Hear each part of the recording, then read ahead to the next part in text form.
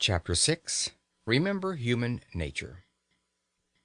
I have incidentally mentioned the vast expanse of 44 hours between leaving business at 2 p.m. on Saturday and returning to business at 10 a.m. on Monday. And here I must touch on the point whether the week should consist of 6 days or of 7. For many years, in fact until I was approaching 40, my own week consisted of 7 days. I was constantly being informed by older and wiser people that more work, more genuine living could be got out of 6 days than out of 7. And it is certainly true that now, with 1 day in 7 in which I follow no program and make no effort save what the caprice of the moment dictates, I appreciate intensely the moral value of a weekly rest. Nevertheless, had I my life to arrange over again, I would do again as I have done. Only those who have lived at the full stretch 7 days a week for a long time can appreciate the full beauty of a regular, recurring idleness.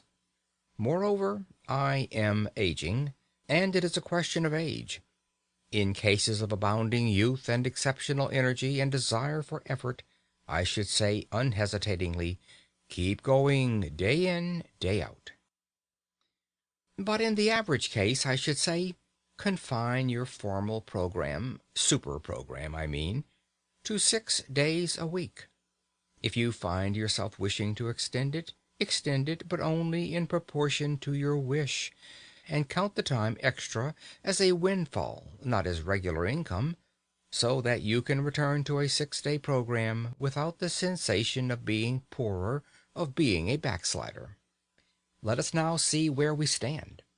So far, we have marked for saving out of the waste of days half an hour at least on 6 mornings a week, and 1 hour and a half on 3 evenings a week.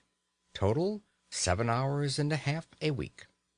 I propose to be content with that 7 hours and a half for the present. What? You cry. You pretend to show us how to live, and you only deal with 7 hours and a half out of 168? Are you going to perform a miracle with your 7 hours and a half? Well, not to mince the matter, I am, if you will kindly let me. That is to say, I'm going to ask you to attempt an experience which, while perfectly natural and explicable, has all the air of a miracle. My contention is that the full use of those 7.5 hours will quicken the whole life of the week, add zest to it, and increase the interest which you feel in even the most banal occupations. You practice physical exercises for a mere 10 minutes morning and evening, and yet you are not astonished when your physical health and strength are beneficially affected every hour of the day, and your whole physical outlook changed. Why should you be astonished that an average of over an hour a day given to the mind should permanently and completely enliven the whole activity of the mind?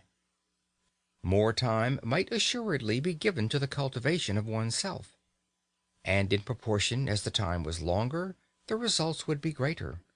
But I prefer to begin with what looks like a trifling effort. It is not really a trifling effort, as those will discover who have yet to essay it. To clear even 7 hours and a half from the jungle is passably difficult, for some sacrifice has to be made. One may have spent one's time badly, but one did spend it. One did do something with it, however ill-advised that something may have been. To do something else means a change of habits. And habits are the very dickens to change. Further, any change, even a change for the better, is always accompanied by drawbacks and discomforts. If you imagine that you will be able to devote 7 hours and a half a week to serious, continuous effort, and still live your old life, you are mistaken. I repeat that some sacrifice and an immense deal of volition will be necessary. And it is because I know the difficulty, it is because I know the almost disastrous effect of failure in such an enterprise, that I earnestly advise a very humble beginning. You must safeguard your self-respect. Self-respect is at the root of all purposefulness, and a failure in an enterprise deliberately planned deals a desperate wound at one's self-respect. Hence I iterate and reiterate. Start quietly, unostentatiously. When you have conscientiously given 7 hours and a half a week to the cultivation of your vitality for 3 months, then you may begin to sing louder and tell yourself what wondrous things you are capable of doing. Before coming to the method of using the indicated hours, I have one final suggestion to make.